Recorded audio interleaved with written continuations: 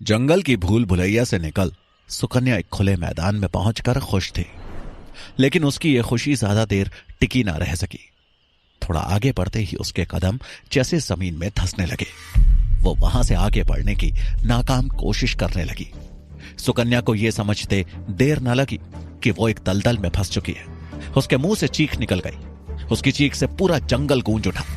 सुकन्या अकेली थी, लेकिन कोई उसकी हर हरकत पे नजर रखे हुए था। उस दलदल से थोड़ा दूर वही रहस्यमयी औरत अपनी एक सेविका के साथ पेड़ की ओट से छिपकर सुकन्या को देख रही थी। वहीं इन सबसे अनजान सुकन्या उस दलदल से बाहर निकलने का पूरा प्रयास कर रही थी। लेकिन वो जितनी बार भी उस दलदल से बाहर निकलने की कोशिश करती, उतना ही उसके अंदर धंसती चली जाती थी। वो छाती तक दलदल में धंस चुकी थी। वो डर के मारे चिल्ला भी रही थी, बचाओ बचाओ, कोई है, बचाओ। लेकिन उसकी पुकार का उसे कोई जवाब नहीं मिला। वो जोर जोर से अपने हाथ पैर चला रही थी। धीरे धीरे वो गले तक कीचड़ में धंस चुकी थी। उसका शरीर जवाब दे चुका था। डर और परेशानी से उसके चेहरे से पसीना टपक रहा था। वो थक गई थी। उसने अपने हाथ पैर चलाने बंद कर दिए। उसकी आंखों से लगातार आंसू बह रहे थे। वो लगभग रोती हुई खुद से बोली, हे ईश्वर, अब मैं क्या करूं? कैसे निकलूं यहां से? पता नहीं मेरी परीक्षाएं कब खत्म होंगी। ईश्वर मुझे बचा लेना। फिर उसने जंगल की तरफ देखकर चिल्लाते हुए कहा, मुझे ज्ञात है आप मुझे देख रही हैं। मुझे बचा लीजिए, कृपा करके बचा लीजिए मुझे। वो घबराहट में बोलती चली जा रही थी। उस रहस्यमयी औरत की सेविका ने जब सुकन्या की पुकार सुनी तो उससे रहा नहीं गया और उसने उस रहस्यमयी औरत की तरफ देखकर बोला, ज्वाला, क्या लगता है तुम्हें ये कन्या विषकन्या बनने के योग्य है? ये तो मुसीबतों से घबरा रही है। कुछ सोचने की शक्ति भी नहीं है इसमें। उसके प्रश्नों को सुनने के बाद भी ज्वाला चुप रही और सुकन्या को दलदल में संघर्ष करते और हार मानते देखती रही। उस सेविका ने आगे कहा, आचार्य चाणक्य को आखिर इस कन्या में ऐसा क्या दिखा कि उन्होंने विषकन्या जैसे कठिन लक्ष्य को पाने के लिए इसी कन्या को चुना? हमारे आश्रम में तो और भी बहुत सारी निपुण कन्याएं हैं जो इस कन्या से कई गुना योग्य है। ज्वाला फिर भी चुप रही और इस बार पेड़ की ओट से बाहर निकली और सीधा चल के दलदल में फंसी सुकन्या के पास गई। ज्वाला को आते देख सुकन्या उम्मीद भरी खुशी से चिल्लाई, आप आ गई, मुझे ज्ञात था आप अवश्य आएंगी। ज्वाला सुकन्या की आंखों में देखते हुए बोली, क्या तुमने दलदल से निकलने की कोशिश की? सुकन्या बोली, मेरी सारी कोशिशें बेकार हो गई। मैं जितनी बार भी निकलने की कोशिश करती हूं, धंसती चली जाती हूं। मैं क्या करूं? ज्वाला बोली, लेकिन तुम तो पिछले कुछ समय से जहां पर थी वहीं पे अटकी हो, दलदल में धंसी नहीं। यह सुन सुकन्या को भी आश्चर्य हुआ। उसे इस बात का एहसास भी नहीं था। उसने खुद को देखा तो उसे महसूस हुआ कि ज्वाला सत्य कह रही है। उसने मन ही मन कहा, यह कैसे संभव हुआ? कुछ समय पहले तक तो मैं हर कोशिश में अंदर धंसती ही चली जा रही थी। ज्वाला बोली, अगर तुमने परिस्थितियों से हार नहीं मानी होती और अपने मन को एकाग्र किया होता तो तुम्हें समझ में आता कि दलदल में स्थिर रहने पर हम उसमें धंसते नहीं हैं, बल्कि एक जगह पे अटक कर सुरक्षित रह सकते हैं। सुकन्या बोली, माता, घबराहट में मैं सोच ही नहीं पा रही थी कि क्या करना है और क्या नहीं। किंतु अब मैं समझ गई कि मन को एकाग्र करने से बड़ी से बड़ी कठिनाइयों के होते हुए भी उनका सामना करने की हिम्मत मिलती है। ज्वाला ने एक बड़ी सी लता के एक छोर को पेड़ से बांधा और दूसरे छोर को सुकन्या की तरफ फेंका और बोली, अब स्वयं इसे पकड़कर बाहर आ जाओ। सुकन्या का हाथ तो दलदल के अंदर था। उसने मन ही मन घबराते हुए कहा, अब क्या करूं? मेरा हाथ तो दलदल में फंसा हुआ है। अगर बाहर निकलने की कोशिश की तो मैं पूरी धंस जाऊंगी। वो पेड़ की लता उसके सामने ही थी। सुकन्या ने लता को अपने मुंह में दबा लिया और जोर लगाकर आगे बढ़ने लगी। फिर उसने अपने हाथ किसी तरह दलदल से बाहर निकाले और लता को पकड़कर बाहर निकलने लगी। कुछ ही देर में वो दलदल से बाहर आ चुकी थी। जब वो ज्वाला के पास आई तो ज्वाला उसे देखकर बोली, आचार्य चाणक्य के तुम पर विश्वास करने की वजह क्या थी? ज्ञात नहीं, परंतु तुम हमारी हर एक परीक्षा में असफल हुई हो। मुझे नहीं लगता कि तुम उनके द्वारा निर्धारित लक्ष्य को पा सकोगी। सुकन्या हैरानी भरी दृष्टि से ज्वाला को देखने लगी। ज्वाला के चेहरे पर निराशा थी, जैसे उसकी उम्मीद टूट गई हो। सुकन्या बोली, माता, मुझे ज्ञात नहीं कि आपने आचार्य से मेरे बारे में क्या सुना है, परंतु मैं आचार्य को निराश नहीं करना चाहती। उन्होंने मुझ पर विश्वास किया है और मैं ही उनके लक्ष्य को पूरा करूंगी। मैं असफल अवश्य हुई हूं, परंतु मैंने अभी तक हार नहीं मानी है। जहां ज्वाला के चेहरे पर निराशा झलक रही थी, वहीं सुकन्या के चेहरे पर एक अटूट विश्वास था। सुकन्या भले ही दलदल से बचकर बाहर आ चुकी थी, लेकिन आचार्य चाणक्य, चंद्रगुप्त और नायक सिकंदर के सैनिकों द्वारा बंदी बना लिए गए थे। सैनिक उन तीनों को बांधकर कहीं ले जा रहे थे। तीनों के हाथ लोहे की बेड़ियों में जकड़े हुए थे, लेकिन इस सब के बावजूद चाणक्य के चेहरे पर मुस्कुराहट थी। वहीं नायक के चेहरे पर डर और परेशानी। उसने चाणक्य को मुस्कुराते हुए देखा तो मन ही मन खींचने लगा और बोला, पता नहीं किस मिट्टी का बना है ये ब्राह्मण। यहां हमारी जान जाने वाली है और ये मुस्कुरा रहा है। चाणक्य ने मुस्कुराकर नायक की तरफ देखा तो नायक ने चिढ़कर अपना मुंह दूसरी तरफ फेर लिया और बड़बड़ाते हुए बोला, सब मेरी गलती है। ना मैं लालच करता और ना ही आज यहां फंसता। आज तो लगता है कि सच में मारा जाऊंगा मैं। उसने अपने बगल में चल रहे चंद्रगुप्त की तरफ देखा और बोला, तुम्हें डर नहीं लग रहा है क्या? इस ब्राह्मण को क्यों नहीं कहते कि कुछ बहाना बनाकर हमें छुड़वा ले?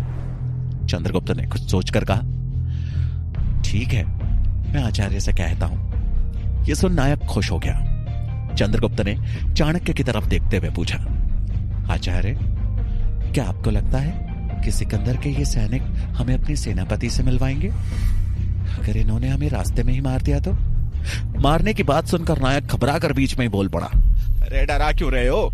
शुभ शुभ बोलो, मैं इतनी शीघ्र नहीं मरना चाहता। चाणक्य बोले, अगर इन्हें हमें मारना ही होता तो हमें अब तक मार चुके होते। हम जीवित हैं, इसका अर्थ है कि हम इतनी आसानी से नहीं मरने वाले। चंद्रगुप्त सोचते हुए बोला, आचार्य, अगर ऐसा है तो हम ऐसे बेड़ियों में जकड़े हुए कैसे इनके खेमे की सैन्य शक्ति का पता करेंगे? चाणक्य बोले, परिस्थितियां समय के अनुरूप बदलती रहती है।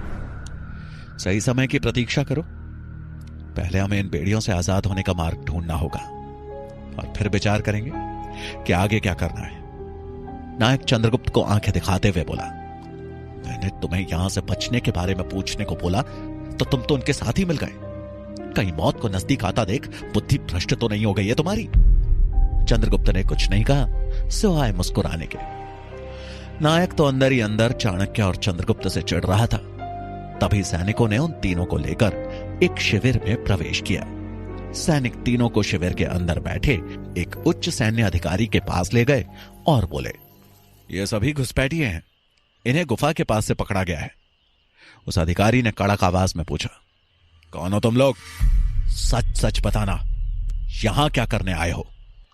चाणक्य कुछ बोलते उससे पहले ही नायक चंद्रगुप्त और चाणक्य की तरफ इशारा करते हुए बोल पड़ा, महामहिम, ये दोनों ही मगध के गुप्तचर हैं और आपकी सैन्य शक्ति का जायजा लेने आए हैं। मैं ही इन्हें यहां लेकर आया था। यह सुनते ही चंद्रगुप्त और चाणक्य दोनों चौंक पड़े। वहीं नायक के चेहरे पर मुस्कुराहट थी। नायक ने चाणक्य की ओर देखते हुए मन ही मन कहा, अब देखो मैं कैसे तुम लोगों को तुम्हारे ही जाल में फंसाता हूं। चाणक्य भी समझ गए कि नायक उन्हें उन्हीं के जाल में फंसाना चाहता है। अधिकारी ने चाणक्य से पूछा, क्या यह सत्य है? तुम दोनों मगध के गुप्तचर हो? चाणक्य ने हां में सर हिलाते हुए कहा, यह सत्य है, परंतु एक सत्य और है जो मैं यहां आपको सबके सामने नहीं बता सकता। अधिकारी ने हैरानी से चाणक्य की तरफ देखा, जिनके चेहरे पर डर का तनिक भी भाव नहीं था। अधिकारी अपने स्थान से उठा और उसने चाणक्य को इशारे से अपने साथ चलने को कहा। दोनों एक किनारे पे गए और आपस में कुछ बातें करने लगे। ये देख नायक फिर से परेशान हो गया। वो ये सोच सोच कर परेशान था कि अब इस ब्राह्मण ने कौन सी चाल चली है। उसने मन ही मन कहा, ये बहुत चालाक है, ये मुझे फंसा कर रहेगा। कहीं ये सारा इल्जाम मेरे सर पे न डाल दे। कुछ देर बाद चाणक्य वापस आए। अधिकारी ने एक सैनिक को चाणक्य और चंद्रगुप्त की बेड़ियों को खोलने का इशारा किया। सैनिक ने वैसा ही किया। दोनों अब आजाद हो चुके थे, लेकिन नायक अभी तक बेड़ियों में ही बंधा हुआ था। वो ये देखकर हैरान था। चाणक्य और चंद्रगुप्त नायक को वहीं छोड़कर जाने लगे तो नायक चिल्लाया, अरे मेरी बेड़ियां तो खुलवा दो, कहां चले तुम दोनों? फिर उसने अधिकारी की तरफ देखकर कहा, मैंने क्या गलती की है, मुझे तो छोड़ दीजिए। अधिकारी वापस जाकर अपने स्थान पर बैठ गया। वहां अपनी दाल गलती न देख नायक ने चाणक्य को पुकारते हुए कहा, आचार्य बचा लीजिए मुझे, यहाँ मुझे मरने के लिए क्यों छोड़े जा रहे हैं? साथ ले चलिए आचार्य मुझे। चाणक्य रुके और वापस नायक के पास आकर बोले, एक शर्त है। नायक बीच में ही घबराहट भरी आवाज में बोल पड़ा, मुझे आपकी सभी शर्त मंजूर है, बस मुझे इन बेड़ियों से आजाद करवा दीजिए। आचार्य चाणक्य वापस अधिकारी के पास गए और उनके कान में कुछ कहा। कुछ क्षण बाद ही उस अधिकारी ने अपने सैनिक को नायक की बेड़ियां भी खोलने को कहा। अब नायक भी आजाद हो चुका था। सैनिक उन तीनों को लेकर शिविर के भीतर ही एक तंबू की तरफ बढ़ चले।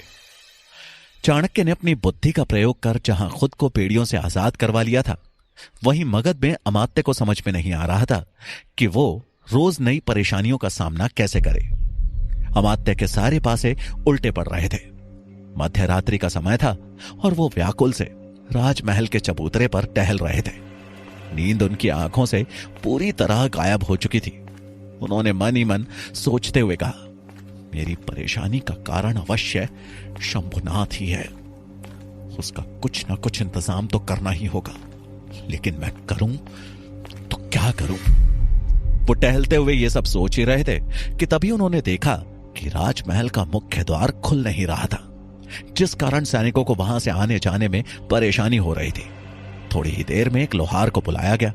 मुख्य द्वार को ध्यान से देखने के बाद उस लोहार ने लोहे के एक धारदार हथियार से उस द्वार के निचले हिस्से को काट दिया। अब लोहार ने द्वार को खोलकर देखा तो अब द्वार को खोलने में कोई दिक्कत नहीं आ रही थी। यह देख अमात्य के चेहरे पर मुस्कान आ गई। उन्होंने बड़बड़ाते हुए कहा, लोहा ही लोहे को काटता है।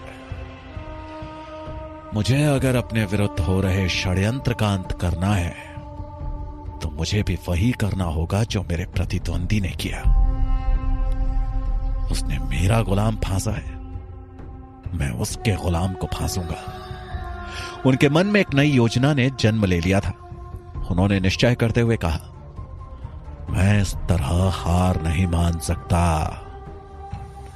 सबसे पहले मुझे इस खेल के सबसे कमजोर और सबसे अहम प्यादे को अपने जाल में फंसाना होगा, तभी मैं इस खेल को जीत पाऊंगा। उनके चेहरे पर परेशानी की जगह अटूट विश्वास ने ले ली थी। वो चबूतरे से नीचे उतर गए। इधर शिविर में एक तंबू के भीतर आने के बाद चंद्रगुप्त ने चाणक्य से पूछा, आचार्य, आपने उस अधिकारी से ऐसा क्या कहा कि उन्होंने हमें आजाद कर दिया? चाणक्य ने उसे समझाते हुए कहा, हर निचले स्तर का अधिकारी यही चाहता है कि उसे अपने उच्च अधिकारी से शाबाशी मिले, पदोन्नति मिले। मैंने उसे यह लालच दिया कि यदि वो मुझे अपने सेनापति से मिलवाएगा तो मैं उन्हें भारत में घुसने और मगध की विशाल सेना में सेंध लगाने का मार्ग बता सकता हूं।